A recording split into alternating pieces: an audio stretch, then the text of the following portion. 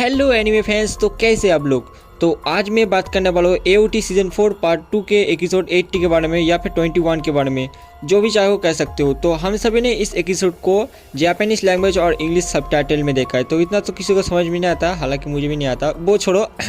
तो मैं आज आप लोगों के लिए इसे हिंदी में एक्सप्लेन करने वाला हूँ, ताकि आप लोग इसे अच्छी तरीके से समझ पाए कि भाई आखिरकार एपिसोड में हुआ क्या। तो बिना किसी देरी के वीडियो को स्टार्ट करते हैं। और एक बात और कि इस वीडियो में एपिसोड से रिलेटेड बहुत सारे स्पॉइलर है, तो उम्मीद है कि आप लोगों ने पहले से एनीमे देख के रखा होगा, वरना आप लोगों के लिए बहुत सारे स्पॉइलर हो जाएगा। लेकिन मुझे पता है तुम लोग फिर भी देखोगे, तो देखो। तो एपिसोड की स्टार्टिंग वही से होती है जहाँ पे इसका पिछला एपिसोड खत्म हुआ था, यानी कि ग्रेसा येगर फीमेल फाउंडिंग टाइटन से फाइट कर रही है, लेकिन फिर भी फाउंडिंग टाइटन को ग्रेसा येगर बड़े आसानी से मार गिराता है और उसके सारे बच्चों को भी मार देता है। उसके बाद उसे बहुत ज़्यादा गिल्टी फील होता है ग्रेसा येगर को कि भाई मैंने ये क्या कर दिया। लेकिन इस वक्त एरन येगर ने उसे मैनिपुलेट करके ये सब करवाया और उसके बाद वो जोर से रोने लग जाता है। उसके बाद ग्रेसा येगर जिग येगर को देखता है, लेकिन वो उसे देखा कैसे, ये तो उसका ड्रीम है, लेकिन फिर भी वो उसे देख लेता है। उसके बाद वो उसे गला लगा कर रोने लगता है कि भाई तुम्हें एरन को रोकना होगा किसी भी कीमत पे, चाहे जो भी हो जाए। मैंने फ्यूचर देखा है, वो बहुत ज़्यादा ख़राब है, इसलिए तुम्हें एरन को रोकना ही होगा, ऐसे ग्रेसा येगर कहता है। लेकिन फिर देखता है जिग कि भाई इसको पीछे एरन खड़ा है और वो कुछ भयानक सा लुक दे रहा है। उसके बाद ये दोनों भाई वापस आ जाते हैं जहाँ पे यमीर है उस जगह पे। लेकिन जिग येगर उसके बाद पूछता है एरन को कि भाई तुमने अपने बाप को क्या दिखाया, ऐसा क्या दिखाया जिसकी वजह से वो रॉयल फैमिलीज को मार दिया, सारे के सारे लोगों को मार दिया, क्या फ्यूचर दिखाया। लेकिन फिर भी एरन चुप रहता है, किसी बात का उसका जवाब नहीं देता, क्योंकि एरन मनी मन कुछ अलग ही प्लान बना के रखा है। उसके बाद जिग को याद आता है कि उसके बाप ने कहा था कि मेरे सपने पूरे नहीं होंगे, लेकिन एरन के सपने पूरे हो जाएंगे। उसके बाद अगर आप लोगों को याद होगा कि भाई अटैक ऑन टाइटन सीजन 3 के एंड में एरन ने जब हिस्टोरिया को चूमा था, मेरा मतलब हाथ को चूमा था, तब उसे अपने बाप की फ्यूचर्स की मेमोरीज दिखती है और उसे पता चल जाता है कि भाई आगे क्या होने वाला है। उसके बाद जिग को ऐसा लग रहा है कि एरन तो कुछ तो करने वाला है, कुछ तो खतरनाक प्लान कर रहा है, तो बात आप हाथ से आगे बढ़ने वाली है।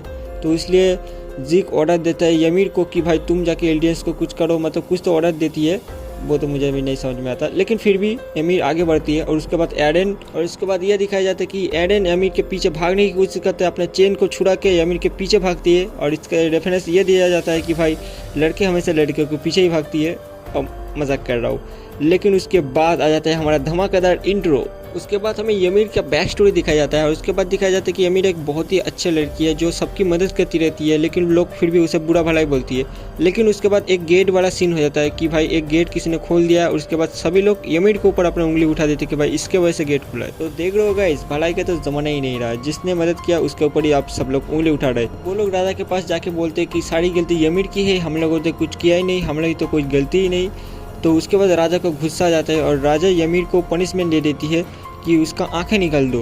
तो राजा की बात सुन के पता नहीं ये लोग क्या करते, उसका आंखें निकलते कि नहीं निकलते, लेकिन फिर भी यमीर को जंगल की तरफ भागते दिखाया जाता है और सारे रॉयल गार्ड्स उसके पीछे भागते हैं, उसके ऊपर तीर चलाते हैं, किसी जानवर की शिकार कर रहे हैं ऐसे दिखाया जाता है। उसके बाद यमीर भागते भागते एक बड़े पेड़ के छेद में जाकर छुप जाती है और रात होने के बाद वो निकलती है, लेकिन रात होने की वजह से उसको कुछ दिखाई नहीं जाता, उसका पैर फिसल जाता है और वो पानी में गिर जाता है। और वहीं पे मिलता है उसे टाइटन एबिलिटी, यानी कि कुछ बिच्छू जैसा कुछ पता नहीं क्या है पानी के अंदर, वो उसके पीठ से चिपक देती है। उसके बाद ट्रांसफॉर्म वो टाइटन में ट्रांसफॉर्म हो जाती है, एक फीमेल टाइटन में। यमीर के पास टाइटन की पावर्स आ जाती है, यानी कि इतनी पावर्स की राजा को वो एक बार में कुचल सके। लेकिन फिर भी यमीर इतनी अच्छी है कि वो राजा की मदद करती है एलियंस और मालियस की जंग में, मालियस के साथ जीतने में। उसके बाद यमीर जो होती है वो हमेशा राजा की मदद करती रहती है, वो अकेला ही सारे के सारे सिपाहियों को वो मार गिराती है। और उसके बाद राजा जो होता है वो यमीर से शादी कर लेती है और 3 बच्चे पैदा करती है।